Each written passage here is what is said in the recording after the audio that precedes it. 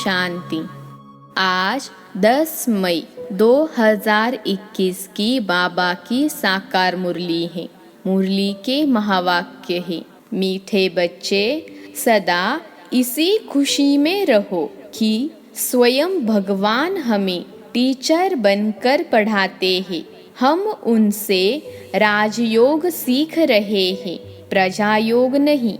प्रश्न है, इस पढ़ाई की खूबी कौन सी है? तुम्हें कब तक पुरुषार्थ करना है?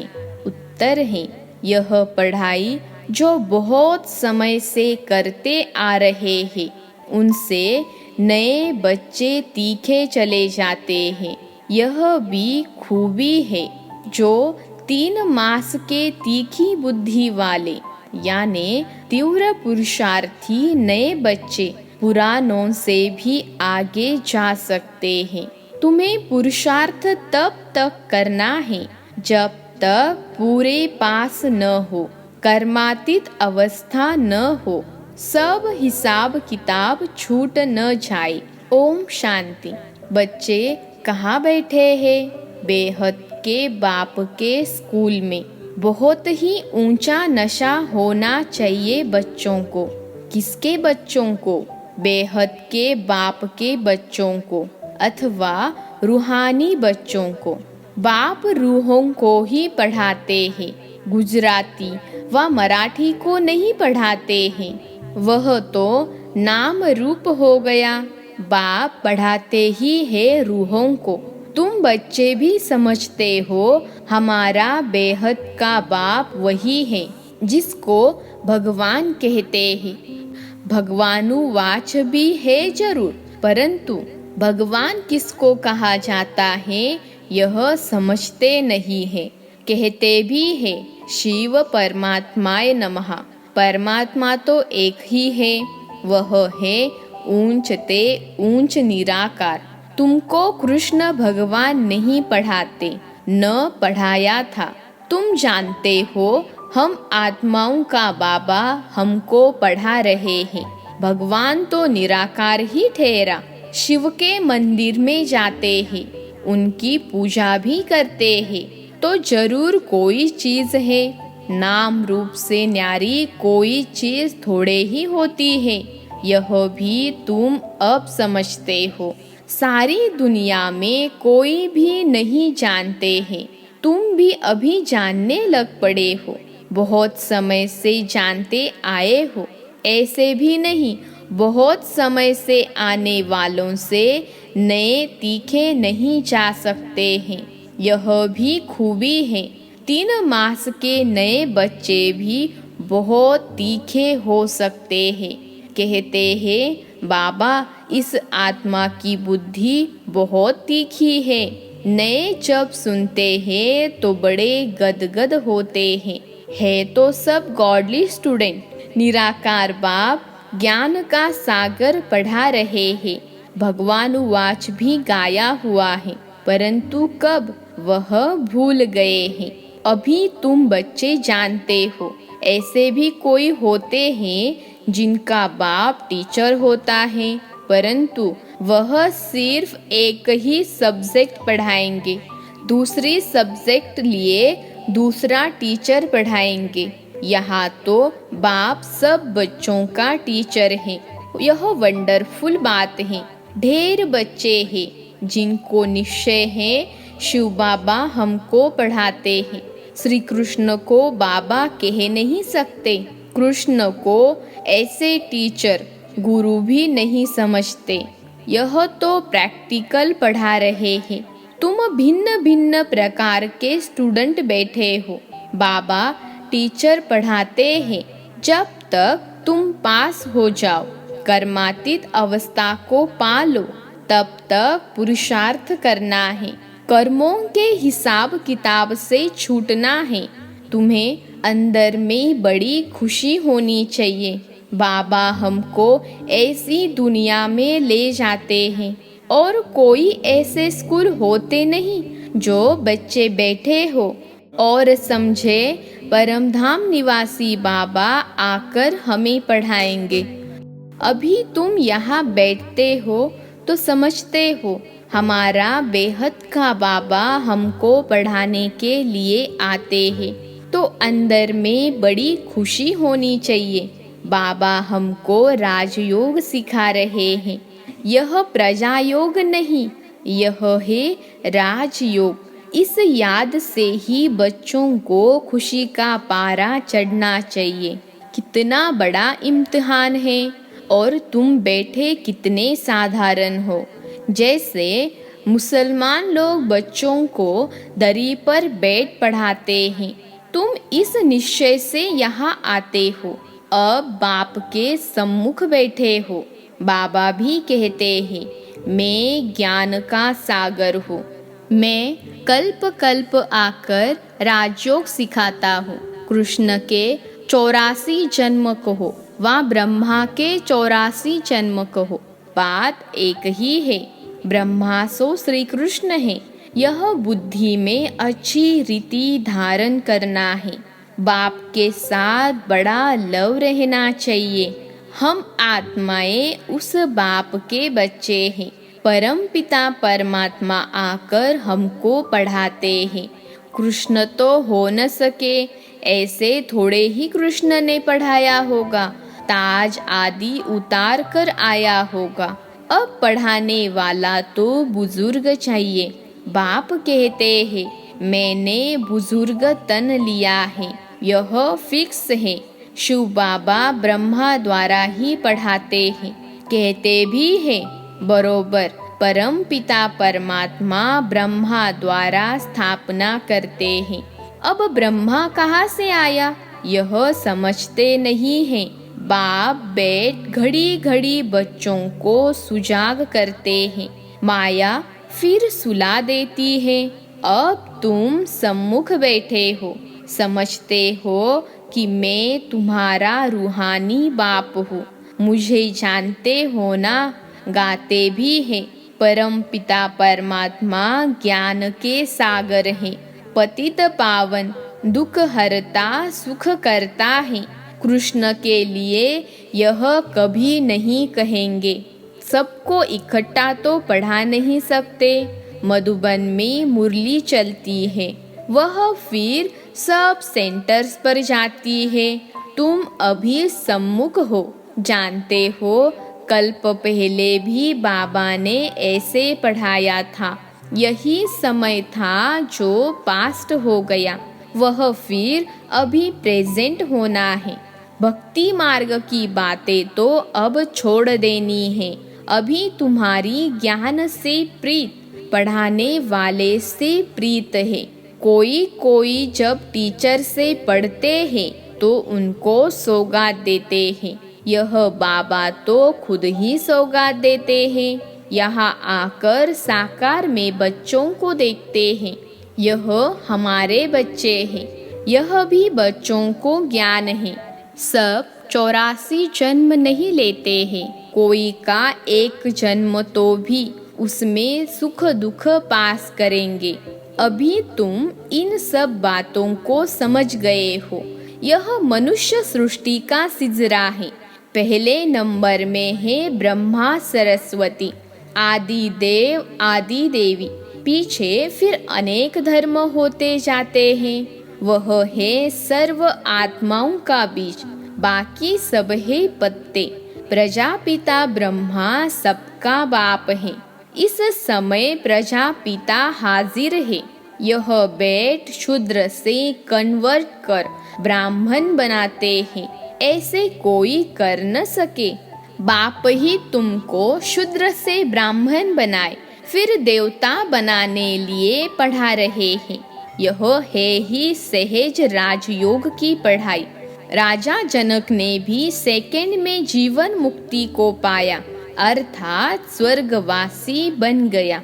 मनुष्य गाते तो रहते हैं, परंतु फिर भी समझा नहीं सकते।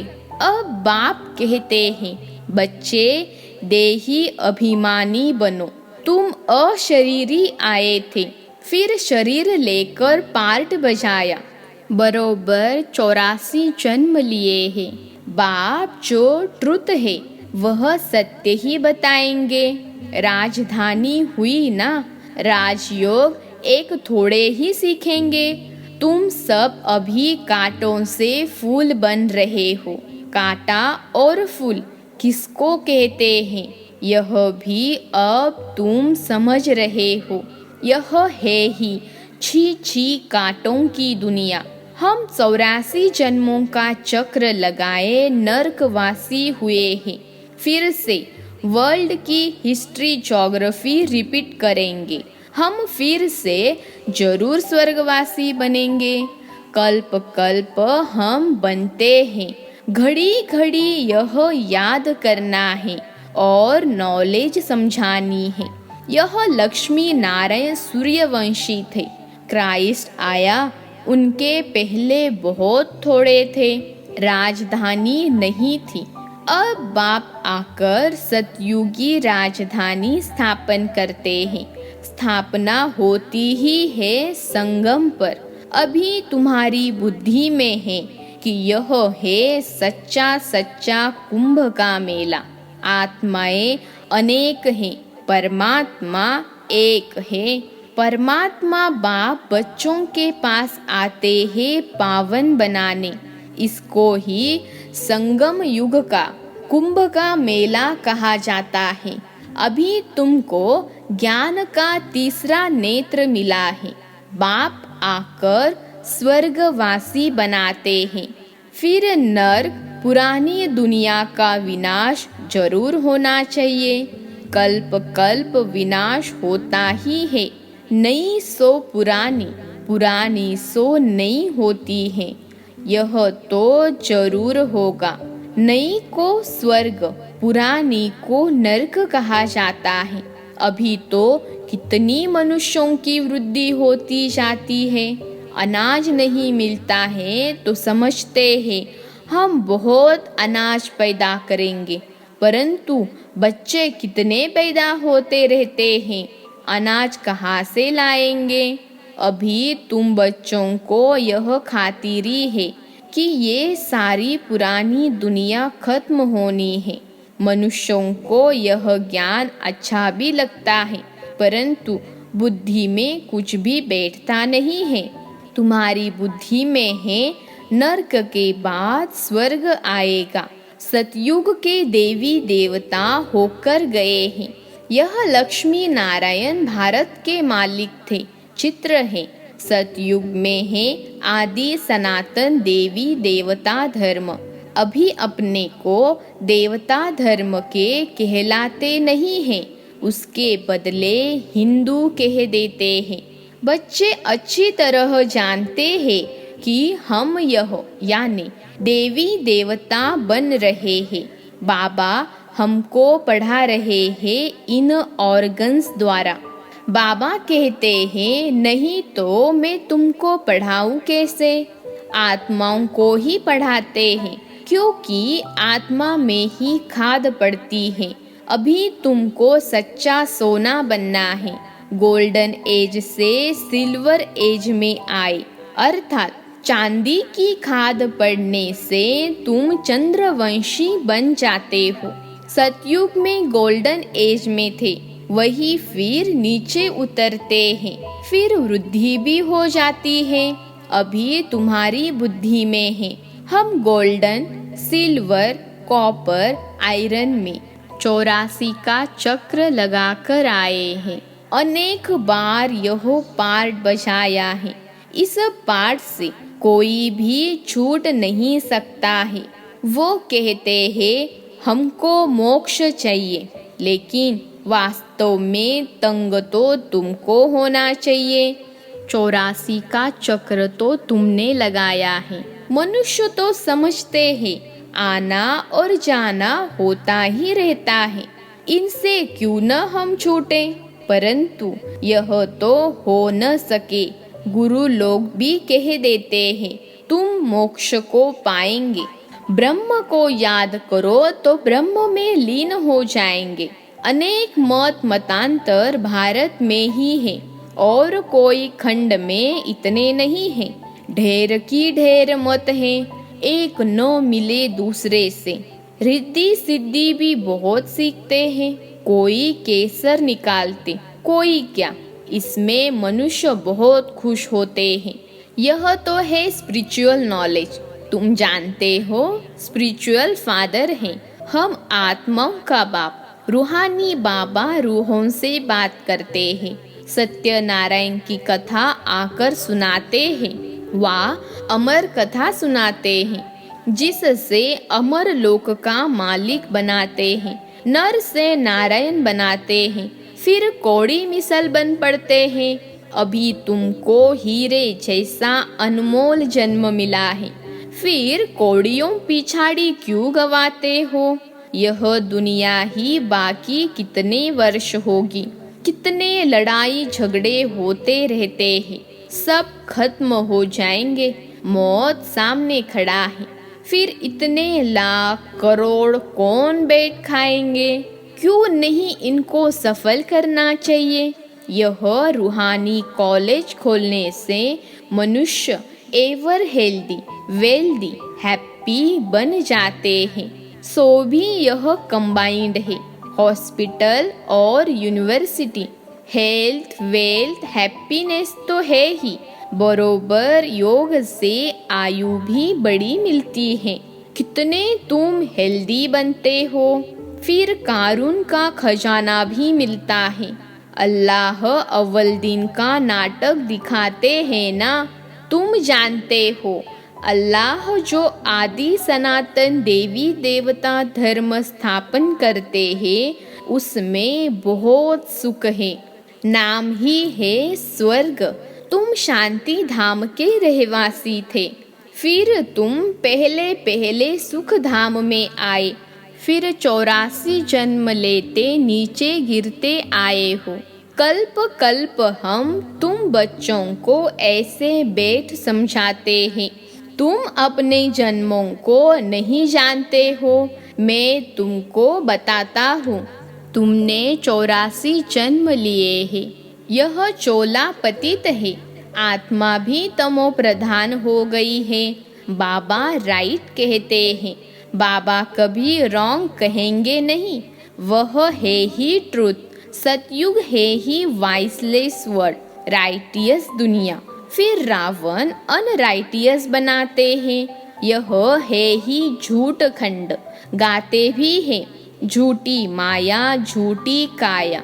कौन सा संसार? यह सारा पुराना संसार झूठा है। सतयुग में सच्चा संसार था।